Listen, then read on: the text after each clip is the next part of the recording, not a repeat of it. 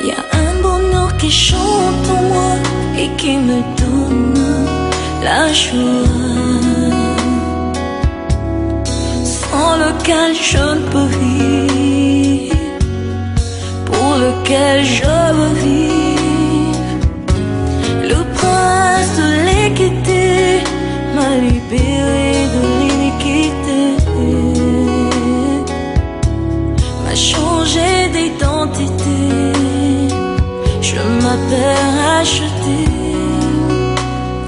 Où irai-je encore loin de toi, celui qu'on appelle Emmanuel, mon bonheur et ma joie, mon tout, mon bien précieux et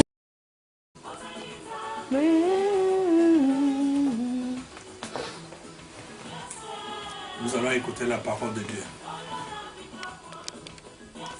Nous sommes dans la joie. Le peuple de Dieu est dans la joie. Le mercredi passé, l'église de Jésus-Christ sur la terre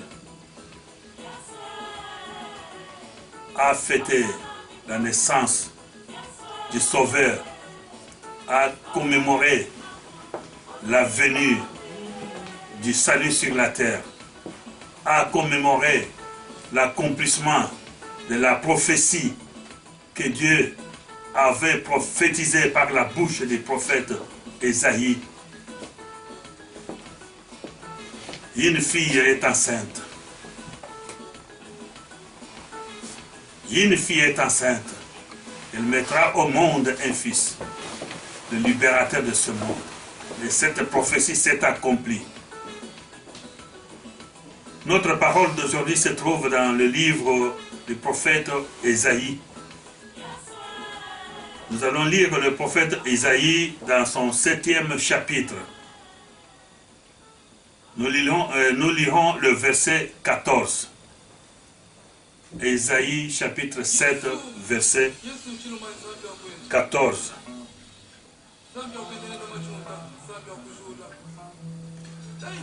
La parole de Dieu dit ceci. C'est pourquoi le Seigneur lui-même vous donnera un signe. Voici, la Vierge deviendra enceinte. Elle enfantera un fils et elle lui donnera le nom d'Emmanuel.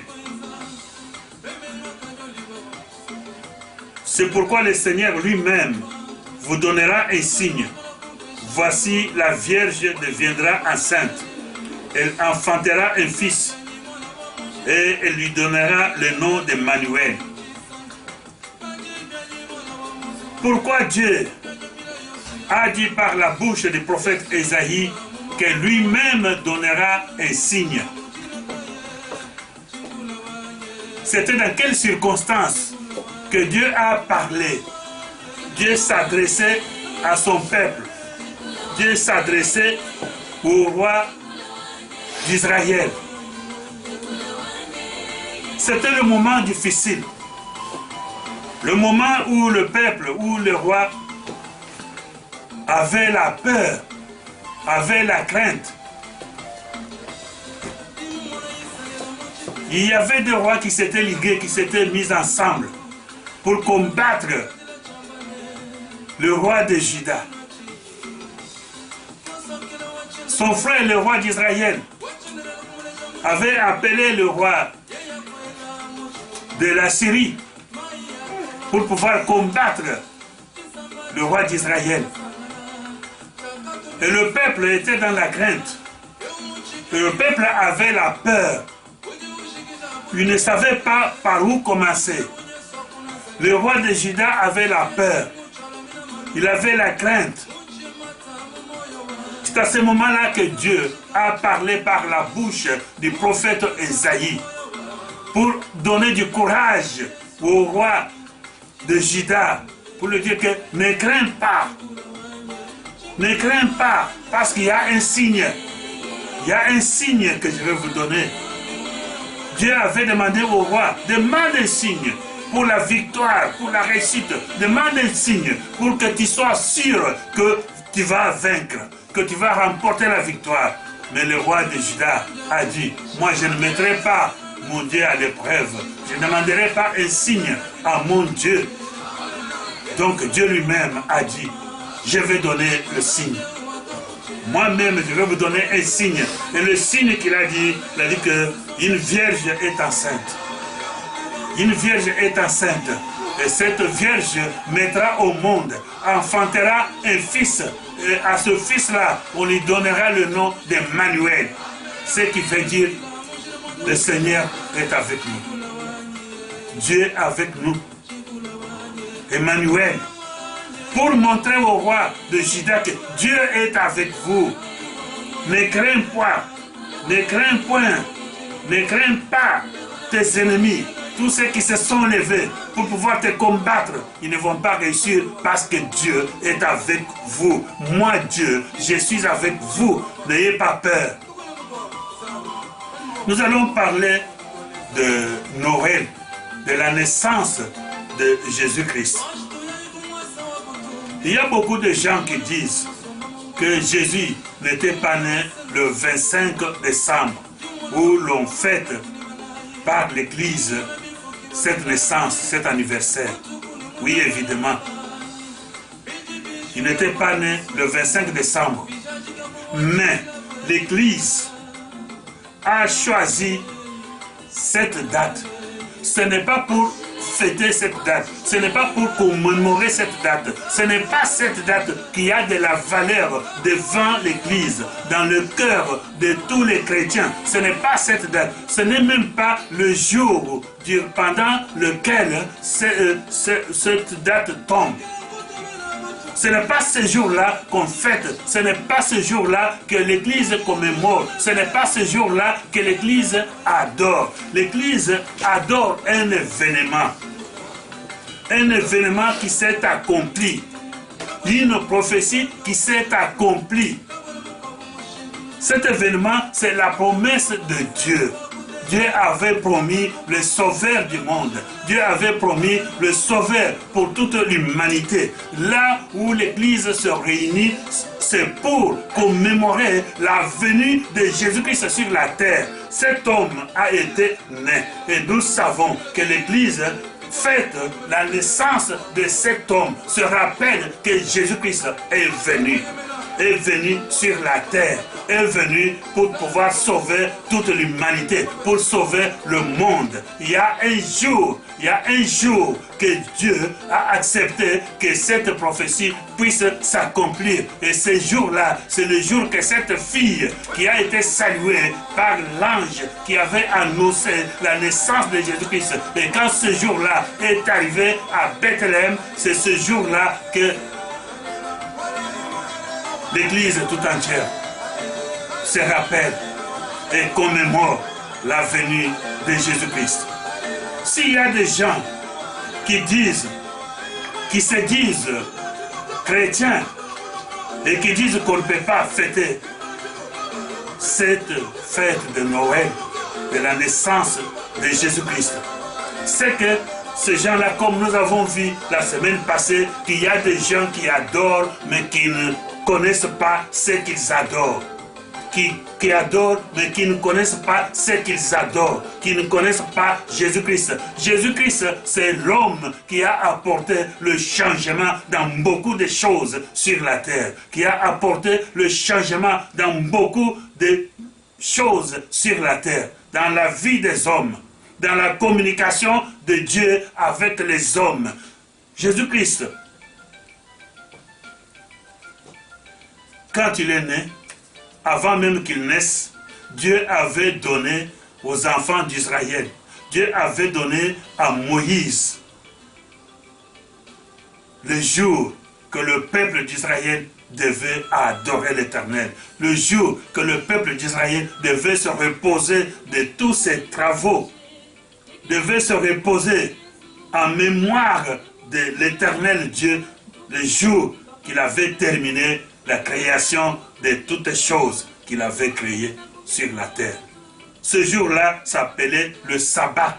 Et le sabbat, c'était un samedi que le peuple juif ne pouvait pas travailler, que le peuple juif devait se réunir dans le temple de Dieu, que le peuple juif devait commémorer, devait adorer Dieu, devait chanter pour Dieu, devait glorifier Dieu, devait faire toute cette journée-là l'œuvre de l'éternel Dieu. Ne pouvait même pas faire de voyage, ne pouvait même pas se déplacer. Ce jour-là, c'est le jour qui était proclamé le jour du repos. Mais quand Jésus-Christ est venu, quand Jésus-Christ a été crucifié sur la croix, et Jésus-Christ est ressuscité de la mort. Ce n'était pas le sabbat, mais il est ressuscité un jour après le sabbat, qu'on appelle le premier jour de la semaine.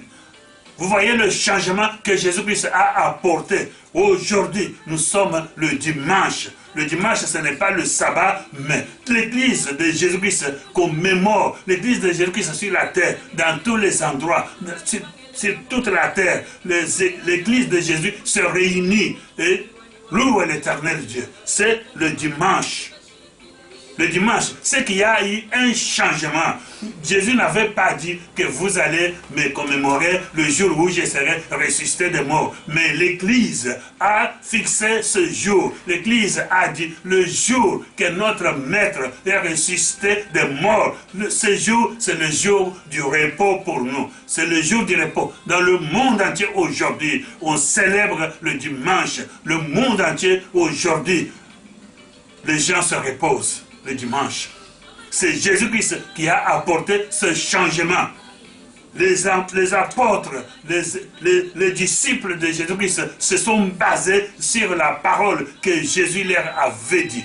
Quand nous disons Jésus, peut-être vous pouvez comprendre que c'est un homme, mais je vais changer maintenant le langage. Tout ce que Jésus a dit, je vous dirai que c'est Dieu qui a dit. Dieu a dit à ses disciples que tout ce que vous lierez sur la terre sera lié dans le ciel. En d'autres termes, veut dire que tout ce que vous déciderez sur la terre sera décidé dans le ciel. Quand l'Église décide de pouvoir commémorer la naissance de Jésus-Christ le 25 décembre de chaque mois, c'est que dans le ciel aussi, on a décidé que cette date sera la date où l'Église se réunit partout au monde, partout où les chrétiens se trouvent, se réunissent pour pouvoir commémorer la naissance du Sauveur du monde. Si vous voyez même d'autres religions qui ne sont pas de religion chrétienne, aujourd'hui le dimanche, suivez à la télévision, vous verrez les rabbins juifs, vous verrez des imams de l'islam, vous les verrez sur la télévision, vous les verrez qui sont en train de faire leur culte le dimanche. Et pourtant, eux, ils priaient, ils s'unissaient le sabbat, le samedi, qu'ils s'unissaient pour pouvoir glorifier leur Dieu. Mais avec la venue de Jésus-Christ, des choses ont changé. Des choses ont changé. C'est pourquoi l'Église doit chanter le jour de Noël. L'Église doit se réunir le jour de Noël. Il y a des gens, on ne sait pas si c'est l'inspiration de Satan qui dit aux gens que Noël, c'est une fête qu'on doit fêter en famille. Non, Noël, c'est une fête qu'on doit fêter ensemble. Une fête où les chrétiens doivent se réunir pour pouvoir fêter ensemble. Fêter leur victoire, fêter leur réussite, fêter leur salut. Parce que le jour où Jésus-Christ est né, cette nuit-là, les anges n'ont pas dormi. Même des bergers qui étaient en train de travailler, de garder leurs brebis dans ce contrée-là, on les a réveillés, on les a amenés, on les a dit d'aller à Bethléem pour aller voir le Sauveur qui est né. Donc tout le monde devait se réunir, devait venir là où Jésus-Christ se trouvait. Là où l'enfant s'est trouvé pour l'adorer, pour le glorifier, pour le louer. Et les bergers, quand ils ont entendu cela, ils n'ont pas perdu une seule minute. Ils se sont levés avec leurs brebis, avec tout ce qu'ils avaient. Et ils sont venus en masse, ils sont venus en grand nombre pour pouvoir voir le Fils de Dieu qui venait de naître. Ce jour-là, l'ange de Dieu, l'étoile s'est levée dans le ciel. Ce jour-là, à l'Orient comme à l'Occident, du Nord comme au Sud, il y avait des mages qui avaient vu l'étoile de la naissance du roi de toutes les nations qui étaient nées. Et ils se sont mis en route pour pouvoir venir et voir l'enfant, glorifier l'enfant, adorer l'enfant. Noël, c'est une fête chrétienne. Noël, c'est une fête où les chrétiens doivent se réunir pour annoncer la naissance de Jésus-Christ, annoncer la victoire. Ce jour-là, il y a un homme, il y a aussi une femme. Cet homme s'appelle Siméon et cette femme s'appelle Anne. Ces deux personnes étaient remplies de l'onction du Saint-Esprit. Dieu les avait promis que vous ne mourrez pas avant de voir le salut, avant de voir le Christ. Quand on a présenté le Fils de Dieu dans le temple, Siméon s'est levé. Siméon a dit devant toute la nation, devant tout le peuple qui était là, il a dit, oh Seigneur, maintenant je suis libre, maintenant je peux mourir, maintenant tu peux me prendre parce que j'ai vu le salut, j'ai vu le salut. Maintenant si tu me prends, comme le salut est là, je suis un homme sauvé. Si j'étais mort avant de voir le salut, j'allais être un malheureux. Mais le jour de la naissance de Jésus-Christ, la venue de Jésus-Christ, c'est le salut qui est venu, qui est entré dans le monde. Voilà pourquoi le jour de Noël, nous devons, l'Église doit se réunir. Cette fête réunit l'Église, tous les enfants de Dieu, tous les chrétiens du monde, malgré nos différences,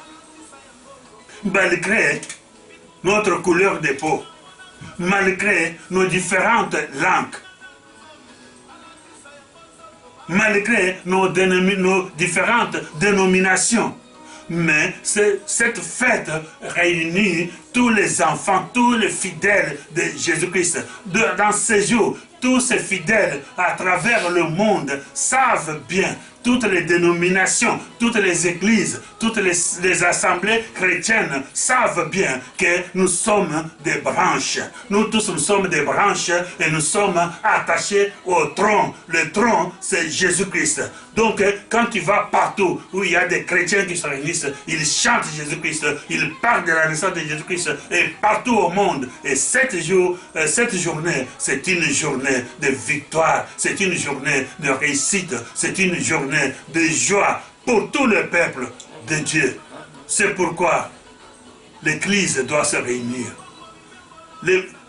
Noël n'est pas une fête qu'on doit fêter en famille, mais c'est une fête qu'on doit se réunir pour crier la victoire, pour dire à l'ennemi que vous avez échoué. Aujourd'hui, nous avons eu, maintenant, le Sauveur est venu et le salut est venu. Le jour de Noël, c'est un grand jour. C'est un grand jour. C'est pourquoi nous devons commémorer. C'est pourquoi l'Église commémore la naissance de Jésus-Christ. On n'adore pas le jour. On n'adore pas la date. Mais on adore maintenant la naissance, la venue du Fils de l'homme qui est venu sur la terre, qui est venu pour sauver le monde, le sauveur du monde. Jésus-Christ a changé les choses. Sa venue a changé beaucoup de choses. Nous avons parlé du sabbat. Aujourd'hui, nous prions le dimanche. Et le dimanche est un jour férié dans le monde entier. C'est à partir de la naissance de Jésus-Christ. Même le comptage des années, pour compter des années, à partir de la naissance de Jésus-Christ, tout a changé. Avant que Jésus-Christ naisse, on comptait des années d'une autre façon et d'une autre manière. Il y avait des calendriers. Mais quand Jésus-Christ est né, tous les calendriers ont été changés. Tous les calendriers ont été modifiés. La façon de compter des années a changé. Maintenant, c'est à partir de la naissance de Jésus-Christ qu'on a commencé à compter des années. Que nous disons maintenant. Maintenant, Jésus-Christ change des choses. Jésus-Christ change la vie. Jésus-Christ, c'est lui-même qui change même. Alléluia. Même la parole de Dieu. il a le droit. Parce que c'est lui, le législateur. C'est lui qui peut retoucher. Dieu avait dit à Moïse, avait dit aux enfants d'Israël que je vous donne Jérusalem. Jérusalem, c'est la ville, c'est ma demeure, c'est la ville sainte, c'est la ville où je suis. À Jérusalem, c'est là où l'on a construit le temple et je suis dans ce temple-là. Les enfants d'Israël devaient venir à Jérusalem pour pouvoir adorer, pour pouvoir prier, pour pouvoir commémorer, pour pouvoir fêter. Rien ne se faisait ailleurs qu'à Jérusalem. Mais quand Jésus-Christ est venu, il a dit à ses disciples, il a dit aux gens auxquels il s'adressait que l'heure vient, et cette heure-là est déjà là, où les gens n'iront pas à Jérusalem pour adorer. Les gens ne monteront pas sur des montagnes pour adorer. Mais l'heure est venue où les hommes, où les gens, les vrais adorateurs, doivent adorer Dieu en esprit et en vérité. Le Christ a tout changé. Il a tout modifié. Il a tout modifié. Parce qu'il en avait les droits. Parce que c'est lui, il s'est dit lui-même qu'il est le maître du sabbat. Il est le maître, il est plus grand que le monde. Il est le maître de toutes les choses. C'est lui le législateur. Il a changé. Et Jésus-Christ a donné à l'Église le pouvoir de pouvoir lier sur la terre. Si on lit sur la terre, si Jésus-Christ nous a donné le pouvoir, la naissance de Jésus-Christ, pourquoi Simeon disait que maintenant j'ai vu le salut? La naissance de Jésus-Christ, c'est une joie, c'est une souveraineté qui nous a été donnée. Parce que si nous lisons dans Ésaïe chapitre 9 à son verset 5, il nous dit quoi?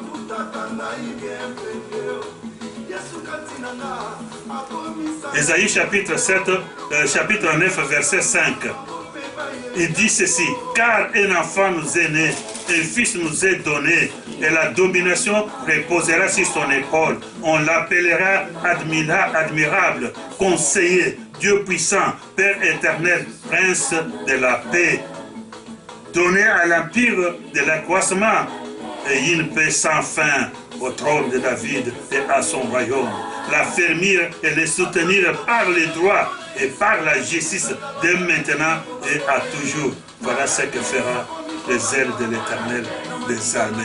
Un fils nous est né. C'est sur ce fils où demeure la souveraineté. Et sur l'épaule de ce fils qui nous est né. Jésus-Christ nous donne. Jésus-Christ, quand il est né, la souveraineté. Donc ceux qui étaient malades, ceux qui étaient alités pendant des années et des années sur leur lit de malades, ils avaient maintenant la force de pouvoir s'élever. Les lits qui les portaient pendant des dizaines d'années, c'est eux-mêmes maintenant qui devaient porter ces lits-là et rentrer dans leur maison. Jésus-Christ, quand il est venu, c'est pour des gens que Satan avait liés, avait condamnés à mort, afin que ces gens-là aient maintenant l'indépendance, aient maintenant la souveraineté, aient maintenant le salut, aient maintenant la délivrance.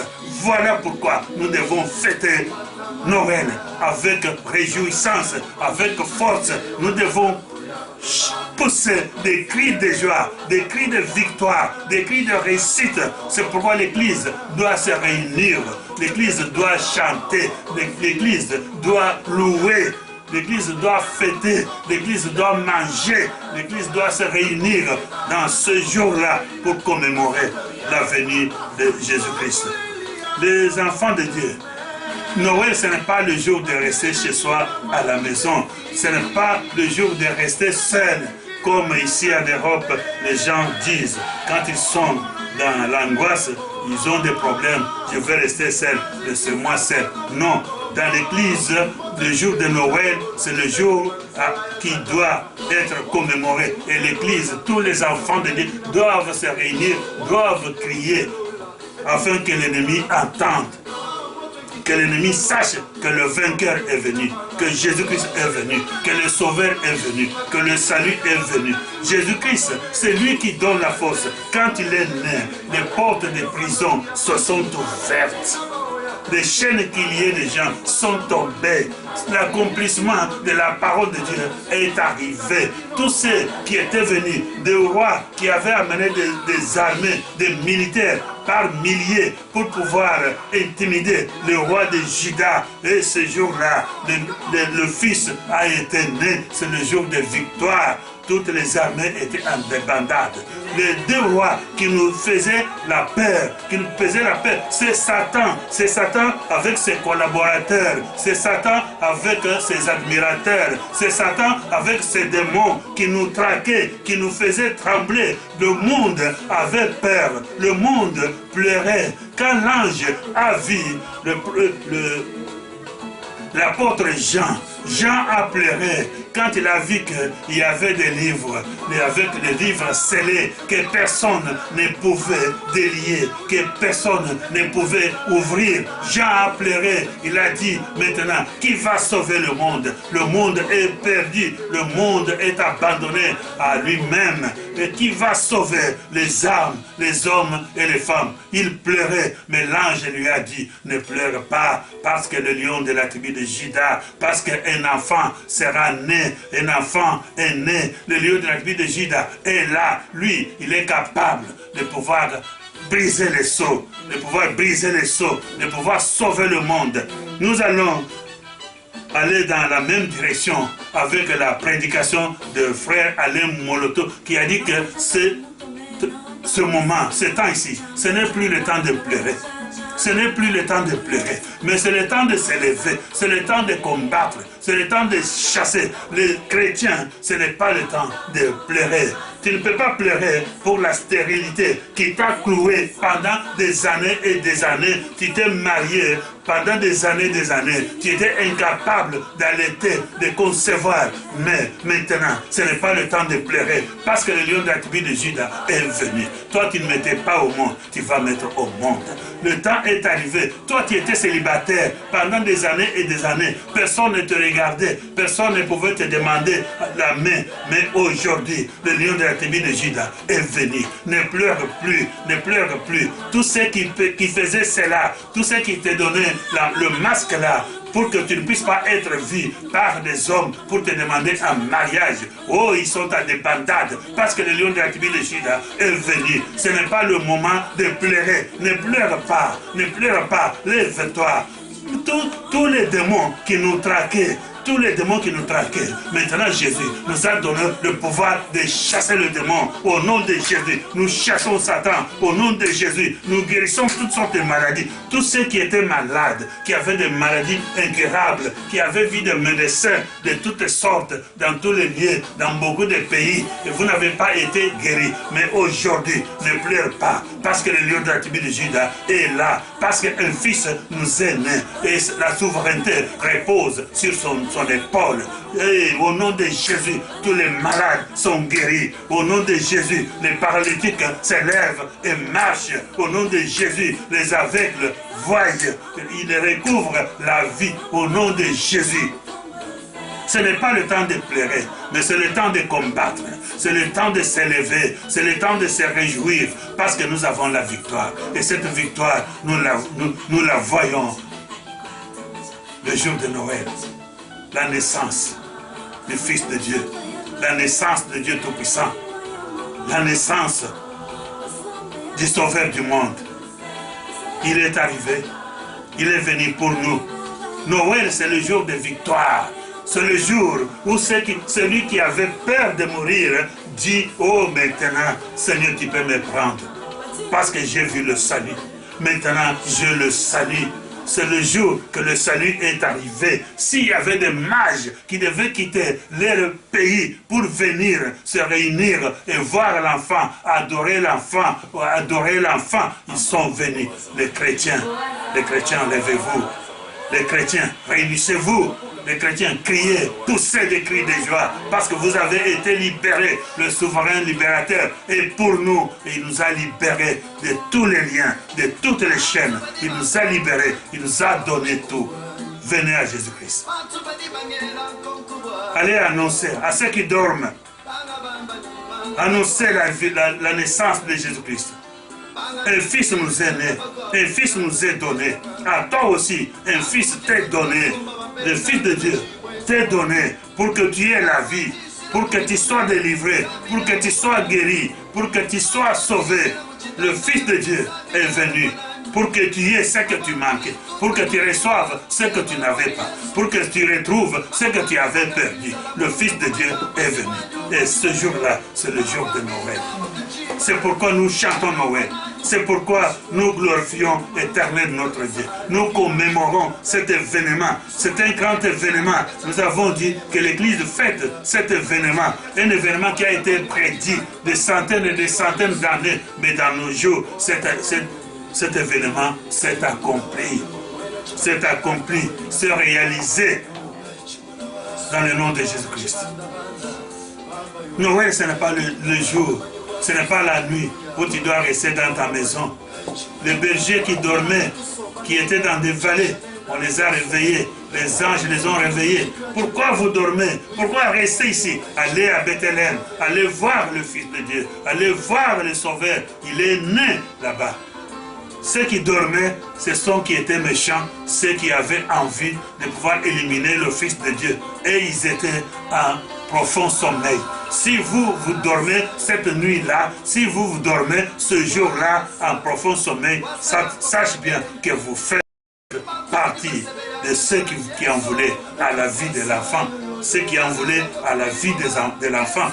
Mais nous sommes de ceux que les anges réveillent pour que nous puissions aller à Jérusalem, pour que nous puissions aller à Bethléem, pour pouvoir commémorer, pour pouvoir adorer, pour pouvoir glorifier, pour pouvoir sanctifier, pour pouvoir élever le Fils de Dieu. Élevons Jésus, élevons Jésus. C'est pourquoi aujourd'hui nous prêchons avec la musique ouverte, parce que c'est une journée de joie, une journée de chanter à l'Éternel notre Dieu, une journée de commémorer, une journée de manger devant l'Éternel notre Dieu. Dire que Dieu a accompli, Dieu nous a aimés, Dieu nous a fait grâce, il nous a donné une grâce, parce que l'ange qui avait salué Marie, l'ange avait prononcé des paroles de valeur. Et toutes ces paroles sont pour toute l'Église. Marie, c'est l'image de l'Église. Les paroles que l'ange avait prononcées à Marie, ce sont les mêmes paroles qui sont prononcées à l'Église. Soyez victorieuse, l'Église de Jésus-Christ. Si d'autres religions qui louaient d'autres jours, mais aujourd'hui on les voit à la télévision. Si vous doutez, chaque dimanche, ouvrez la télévision Antenne 2 en France, la France 2, vous verrez qu'il y a des gens qui s'échangent. Nous avons cité les imams, nous avons cité les rabbins, pour ne citer que cela. Mais c'est une longue liste. Il y a beaucoup de gens. Mais s'il y a des chrétiens, des gens qui se disent qu'ils sont chrétiens, mais qui boycottent, qui sabotent la fête de Noël, on comprend. Donc ce sont des gens qui ne savent pas ce qu'ils adorent, qui ne savent pas ce qu'ils louent, qui ne savent pas en qui ils ont cru et pourquoi ils ont cru.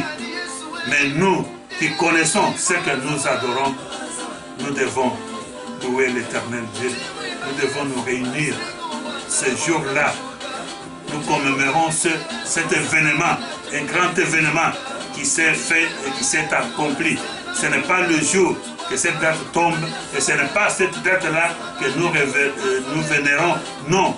Mais nous adorons l'Éternel Dieu. Nous fêtons l'événement, l'accomplissement de la prophétie de Dieu. Le jour où Simeon avait dit que j'ai vu le salut. Et nous tous, nous avons vu le salut. Que les enfants de Dieu, que vous soyez vraiment fortifiés.